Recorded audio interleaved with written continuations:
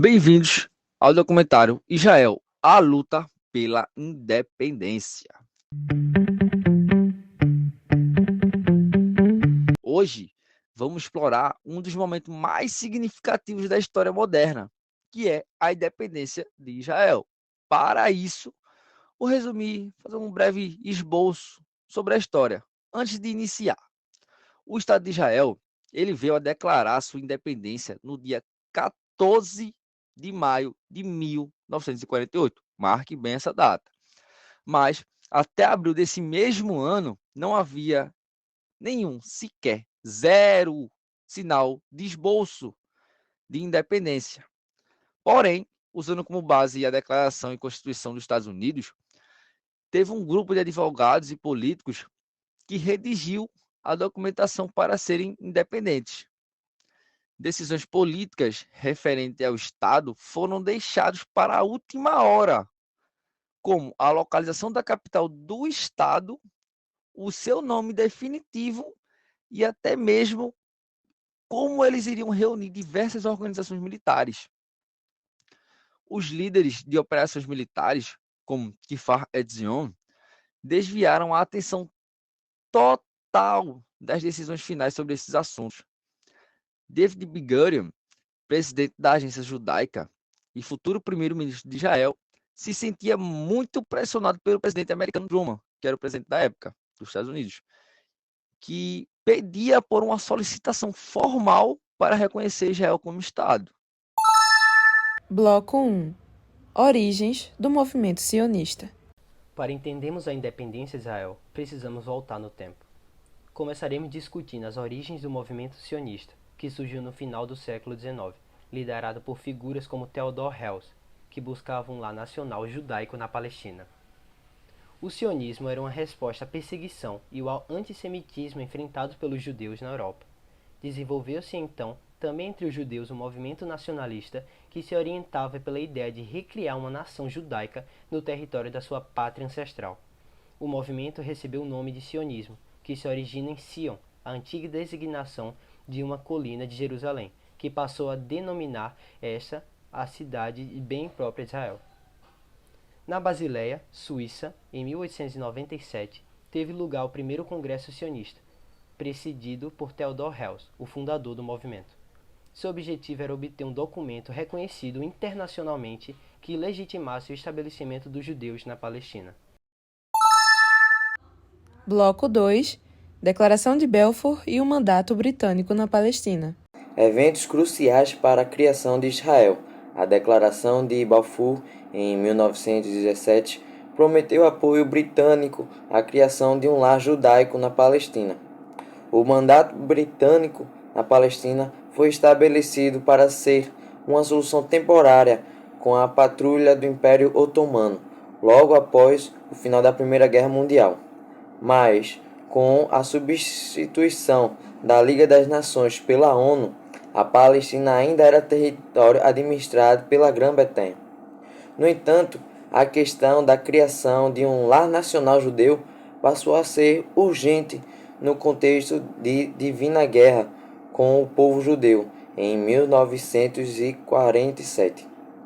O diplomata brasileiro Oswaldo Aranha foi nomeado para presidir a Assembleia Geral das Nações Unidas, apresentando um plano de partilha da Palestina em 2 estados. O problema dessa solução apresentada será 2 estados com fronteiras frágeis, com a possibilidade do mais forte ocupar o mais fraco. Também, segundo esse plano, Jerusalém seria considerado um corpus separato, administrado internacionalmente pela ONU. No final das contas, o plano foi aprovado, mas foi reconhecido pela Liga Árabe, que se compunha pelo Egito, a Síria, o Líbano e pela Jordânia, e nem chegou a ser posto em prática. Mas, ainda em 1947, grupos paramilitares árabes e judeus já estavam em conflito por causa do plano, e em 14 de maio de 1948, quando terminou oficialmente o mandato britânico da Palestina, a situação piorou. Bloco 3. o conflito árabe-israelense e a Guerra de 1948. O conflito árabe-israelense ocorre logo em seguida. E no dia seguinte do seu início, ocorre também a Primeira Guerra Israelense, conhecida pelos israelenses como Guerra da Independência e também é conhecida pelos palestinos como a Catástrofe. Em 15 de maio de 1948, o Estado de Israel declarou sua independência e, com consequência disso, ele foi atacado pelos exércitos do Egito, Síria, Iraque, Jordânia, Líbano e também da Arábia Saudita. Mas mesmo assim, com o apoio dos Estados Unidos, que era um país com forte comunidade judaica, Israel venceu o conflito e conseguiu expandir seus territórios. Além de ter tomado o controle de Jerusalém Ocidental, do lado do país árabe, a Jordânia ocupou a Cisjordânia e o Egito, e também conseguiram ocupar a faixa de Gaza. Desde então, já aconteceram diversos ataques de grupos contraditórios, tanto a formação de um Estado judeu, de como um Estado também palestino. Mas duas guerras envolvendo Israel e os países vizinhos, a gente não pode deixar passar, que são a Guerra dos Seis Dias, que ocorreu em 1967, e a Guerra de Yom Kippur, em 1973 a 1978. E o conflito foi resultado de um ataque preventivo de Israel, que alegou ter informações de um iminente ataque do país árabe. Israel acabou caindo com a posse da península do Sinai, das colinas do Golã e da faixa de Gaza, além do controle sobre outras metades de Jerusalém. Bloco 4. A Declaração da Independência. Finalmente, vamos discutir o momento decisivo, a Declaração de Independência de Israel e o reconhecimento internacional. תוקף זכותנו הטבעית וההיסטורית ועל יסוד החלטת עצרת האומות המאוחדות אנו מכריזים בזאת על הקמת מדינה יהודית בארץ ישראל, היא מדינת ישראל.